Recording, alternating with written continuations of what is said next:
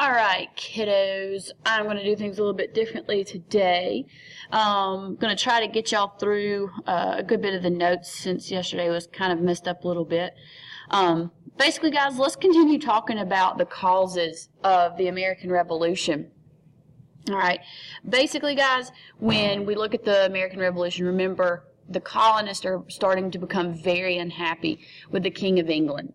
Okay, remember, Georgia was the baby colony, so they still aren't necessarily as upset with the king as the older colonies because they've been on their own for the longest. Okay, so just keep that in mind as we finish up going through some notes today. All right, so the Stamp Act. Basically, guys, the King of England was still not getting the money he felt like he needed for being able to repay the war debts from the French and Indian War. So he goes through and he places what was called the Stamp Act. Basically, guys, this was going to be a tax on all written documents, legal documents, marriage license, if you needed a death certificate, which basically said, hey, this person's dead, your newspapers, your playing cards, absolutely just any document that was going to be placed on a piece of paper, they had to actually pay for the stamp. The stamp that had to actually be paid for using either silver or gold. Basically, when it first came out, guys, the older colonies, they said, yeah, sorry about your luck, not going to happen. And they didn't do anything with it. A lot of places actually ran off the people that were actually there to try to sell these stamps. Then it came to Georgia. Now, in the very beginning of the Stamp Act, remember, Georgia's the baby. They don't want to upset the king because the king's still footing their bill, still giving them money. So they were like, sure, that's fine. We'll accept the Stamp Act. And this didn't look so great to the other colonies for the simple fact of they wanted to all seem unified. They all wanted to seem as one. And it wasn't happening that way. Now, once the Stamp Act came to Georgia and they realized just how bad it was and the fact that it was expensive, there was no sense in it, Georgia finally they said, no, forget about it. Okay, the Liberty Boys, which was the group in Georgia, like the Liberty Boys up in the New England colonies, they started being able to persuade people about how bad the king was and that the king didn't really care about anybody over here. So finally, Georgia basically revoked the Stamp Act and they said, sorry about your luck too. Okay, but remember, they're not looking so hot in the eyes of the older colonists. Okay. When that one didn't work, the king began to issue more taxes. He was like, well, you know what? I'll hit you where it hurts in things that you need. So he placed the Sugar Act. It's a tax on sugar. This one actually really hurt Georgia because our port of Savannah dealt with a lot of importing from the Bahamas where there was a lot of sugar cane. Okay, so that one actually really hurt Georgia. Next, and so instead of buying sugar, people just started boycotting it. They said, that's fine, we just won't use it. And so this was a form of revolt or a form of protest against the king. The second type of act was called the Townshend Acts. This is the act where a lot of people know the most about the American Revolution because this was the tax on tea. The king said, fine, I'll just tax your tea, I'll tax your glass, because you have to have glass in your windows, I'll tax your lead. Lead was used for bullets, and I'll tax your paint. So basically, guys, people just started boycotting all of these things. The tea, nobody would drink it. They started drinking coffee instead. Glass, they just started figuring out different ways to get around using that. If you've ever seen The Patriot with Mel Gibson, it's actually a really good movie. But there's a scene in the movie where he has a really neat lead or a really neat metal set of soldiers that he would make and paint. And so in the scene, it shows him actually melting those things down to make bullets, which is what the colonists did. Because of all of these taxes, guys, the colonists really started to to hate the king, basically. They started feeling like they were nothing more than just, pegs on a wheel that they were supposed to jump when the king jumped. And that's not how it was supposed to be. They felt like they had rights. Lots of things started happening, especially up in Massachusetts, up in the Boston area. There were lots of protests, which we're going to talk about right now. The Boston Massacre and the Boston Tea Party. 1770, guys, was the Boston Massacre. Basically, guys, it was winter, there was snow on the ground, and there was a group of patriots, which were people who did not support the king. They were all about the cause of the colony, that sort of thing. There was a group of them out in the square, and there was also a group of British soldiers. Story has it that one of the patriots actually made a snowball and threw it at the soldiers. Some accounts say that there was a rock in it. Either way, snowball gets thrown, and apparently this ends up in a fight. The colonists were actually fired upon by the British soldiers. The very first colonist to die in this battle, or in this this uprising, was a man by the name of anyway, I'll have to get back to you on that one because I cannot remember it for the life of me. Either way, at the end of it, there were 5 colonists total that had actually been killed.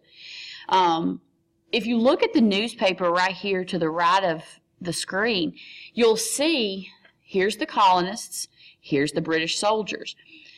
This is a perfect example of advertising at its greatest, because if you think about it, which side made this article?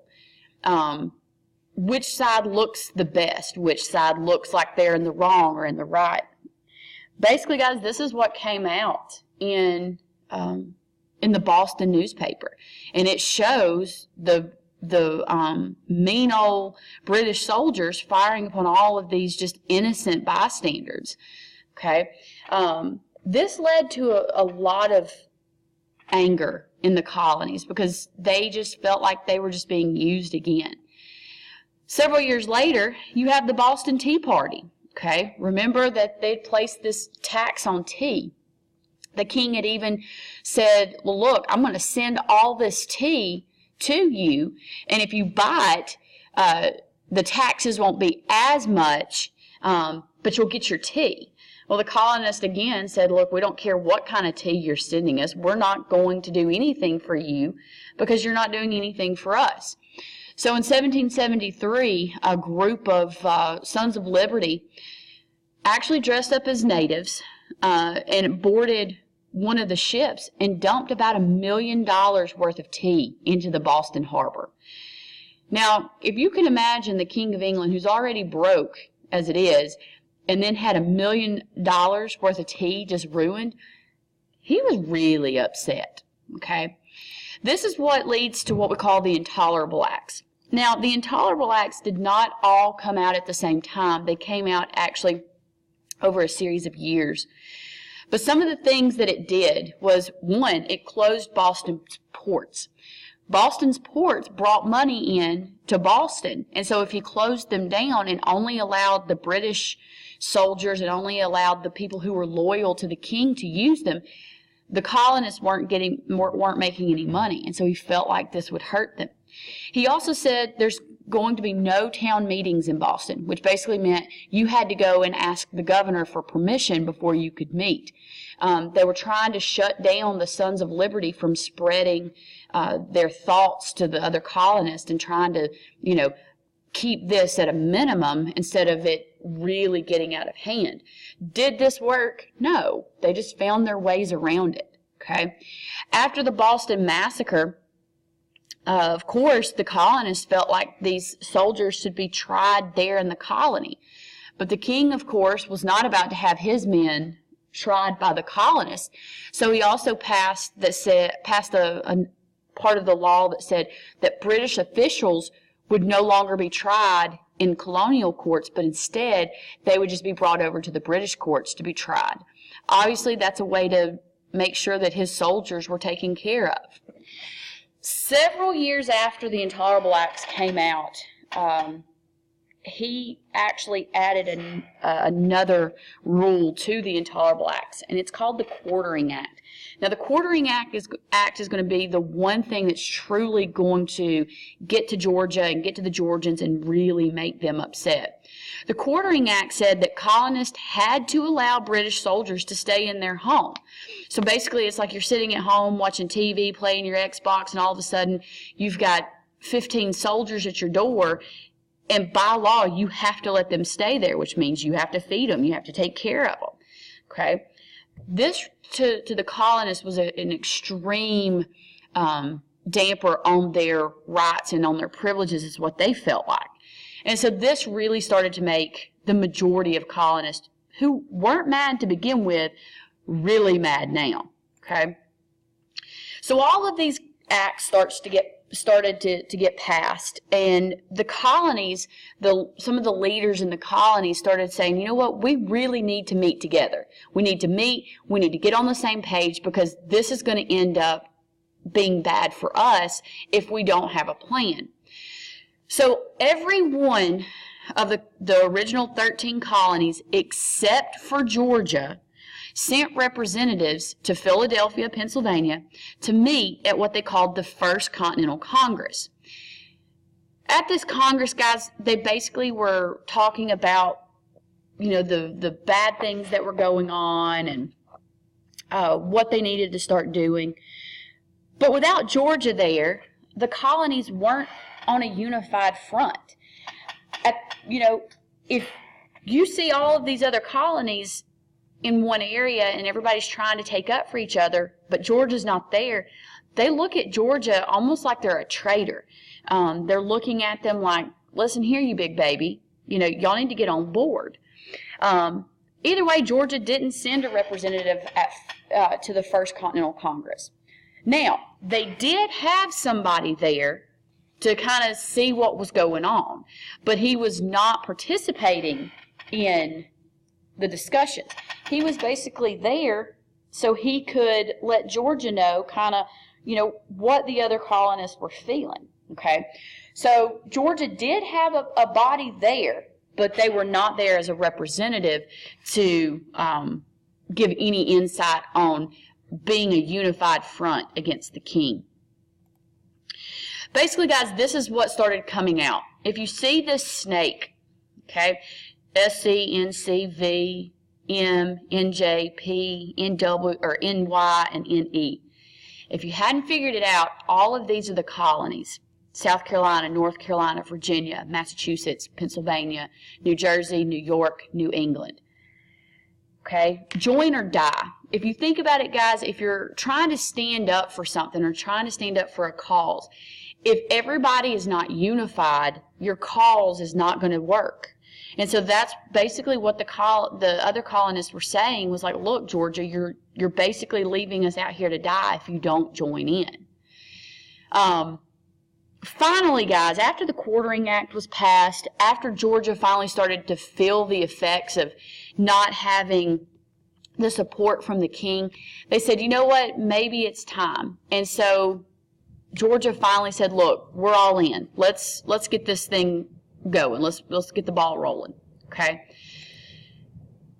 Now, at this point, the people said, well, look, how in the world are we going to tell the king, or we've got to make a statement. Okay? And so that statement ends up being what they call the Declaration of Independence. I'm going to give you just the basic details about it right now, and then we're going to finish up with it tomorrow. But basically, guys, what happens is once Georgia decides to fight, they end up having the Second Continental Congress. It's held in Philadelphia again, and basically what they decided was that we need to make a statement, something to actually send to the king. Okay, and so they write the Declaration. Just like it says, guys, Declaration, you're declaring your independence. All right. Several men contributed to the Declaration of Independence, But the main author is Thomas Jefferson. And guys, those are just the basics of the Declaration. Like I said, we will go over this more tomorrow. Okay? All right, so make sure if you need to go back to get notes, go back through this this recording, get your notes, and then you are going to take your time to work on your tombstone, your comic strip if you still have it for your lit circle, and then like tomorrow you will get your study guides for your test on Friday. All right? If you have any questions, guys, obviously feel free to ask me, but this recording is going to be on Google Classroom, so it will be there if you need to go back over anything. All right? All right. Peace out, dudes.